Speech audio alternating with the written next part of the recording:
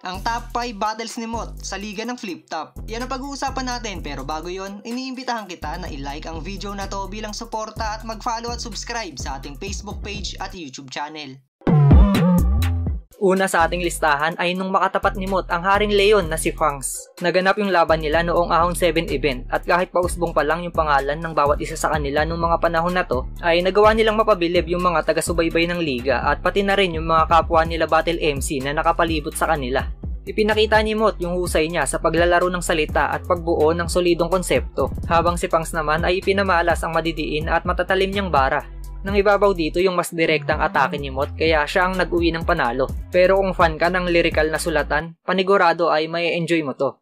Pero bago pa to mapunta sa akin, sinira na ni J. King to.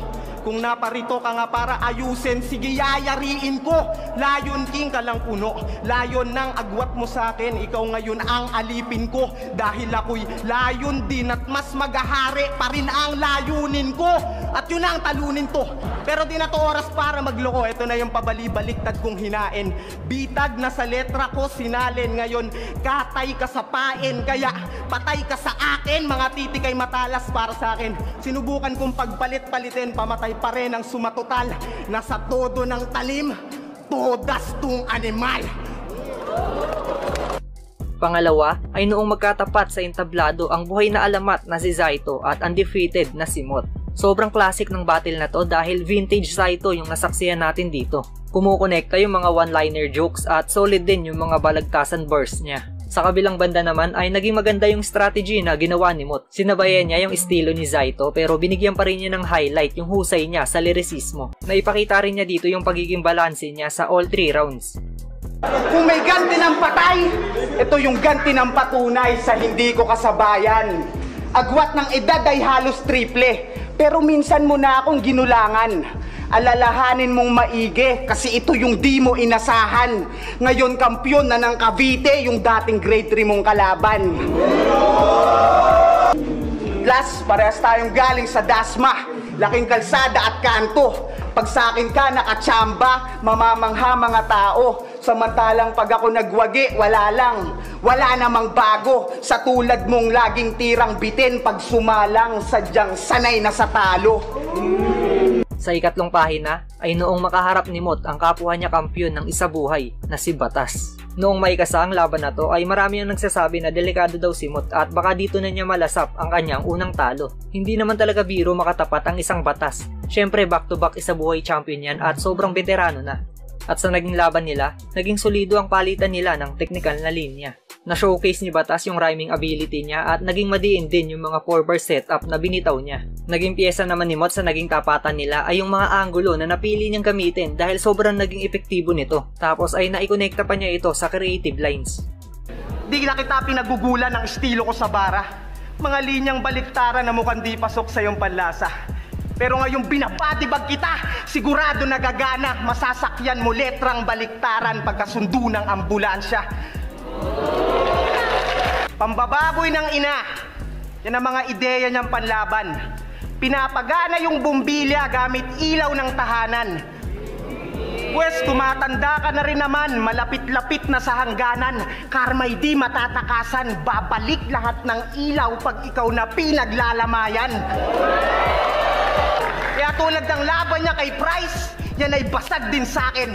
Tila sa batang pasaway siya'y matandang iyakin. Oo, sa simpleng 4 bars may sinadyang isalin. Reference ay Rostar kasi itong Mark beat sa akin. Sa pagtatapos ng laban nila, kay Mot bumabor ang boto ng mga hurado. Pero yung maikasa pa lang ang laban ng dalawang kampyon, hindi natin maitatanggi na tayo talaga ang pinakapanalo dito. Sa pang-apat na pwesto, ang 2017 Isabuhay Finals. Para sa akin, isa to sa pinakabalanseng Isabuhay Finals. Dalawang up-and-comers na nakatungtong at magtatapat sa huling yugto ng torneo. At hindi naging madali ang pinagdaanan nila bago sila makarating sa dulo ng kompetisyon dahil malulupit na battle MC muna ang nakasagupa at tinalo nila. At gaya ng inaasahan, parehong gutom sa kampyonato ang bawat isa sa kanila. Naging dikdikan ng palitan ng bara at every round ay pataas ng pataas ang level of performance nila. Ito na ba ang manok nyo? Mahilig din sa kak? Pwes wala tong tsansa. itlog lang yung porsyento. Habang wala akong paki sa meron o sa wala, basta ako yung hindi nakukontento. Kaya mali kayo sa pagpili ng manok kung si Surang bet nyo, kasi kung maladerbi nga tong duelo, tandaan nyo na hindi pwedeng panahabong tong hen nyo.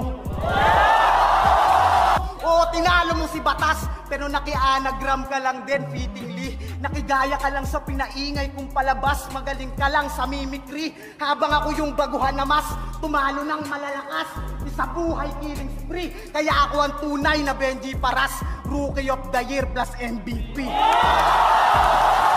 At ang huli sa ating listahan, ang tapatan ng batang motivated kontra sa Haring Araw. Kung battle MC resume ang titignan, lalabas na si Mot ang underdog sa laban na to dahil veterano at prime apex yung lalaban sa semis ng torneo habang pangalawang taon pa lamang ni Mot sa liga. Pero ipinakita ni Mot na kaya niya makipagsabayan sa mga superstar ng flip top at makagawa ng sariling pangalan sa murang edad pa lamang. Parehong A-game yung nasaksihan natin sa kanila. Baon ni Apex yung mataas na kalidad na multi at balancing jokes at bara. Habang panlaban naman ni Mot ay yung mga laro niya sa salita at mapapansin na talagang pinag-aralan niya si Apex dahil sobrang epektibo yung mga madiin niyang punto at lahat ng yun ay tumatama at swak para kay Apex. Para sa akin, bukod sa Looney Tipsy D, Balakid Flick G ay isa rin to sa pinakamalakas na battle na naganap sa semifinals ng bawat tournament. Oo, wais ka na sa dami ng naipong karanasan. Ako bagito, baguhan, pues makinig at alamin kung sino bang may kakulangan. Kasi ako yung batang bumuo ng isang taon na bara. Paano mo matutumbasan kung di mo nga kinaya yung bata na nabuo lang sa loob ng 9 na buwan? Pero sa utos ng mga utuso, mukhang nasanay ka na yata, pues mananatili ka ng alalaya, hindi ka nalalaya. Oo, sinadya kong balik, o sinadya kong laruin para ipamukha na yung pagkatao mo'y di na kayang ibahin. Dahil kahit anong laro sa salita pa ang gawin, tandaan mo ngang alila ay alila kahit pabalik tarin. At ayan nga ang top 5 battles ni Mot sa flip top. Gagawa pa tayo ng maraming episode ng top 5 battles. Kaya kayo, sinong MC ang gusto nyong mapanood sa susunod na episode? Pwede mo yan i-comment sa ibaba at babasahin nating lahat yan. At bago tayo matapos, gusto ko lang kunin yung atensyon ng may-ari ng YouTube account na JohnnyBoyTV 5023. Palagi ko nakikita yung mga komento mo sa bawat upload natin at bilang pasasalamat ay gusto ko tabigyan ng Pubo t-shirts. Nag-reply na ako sa isa sa mga comment mo at sana ay makarating sa iyo ang mensahe na to. PM mo lang ako tol sa Facebook page na JM Lopez TV at magbigay ng patunay na ikaw yung may-ari ng account para maipadala ko sa iyo yung munting regalo at pasasalamat. At para naman sa iba pang solidong nakasuporta sa ating YouTube channel ay abang-abang lang mga tol dahil kayo naman ang susunod nating bibigyan.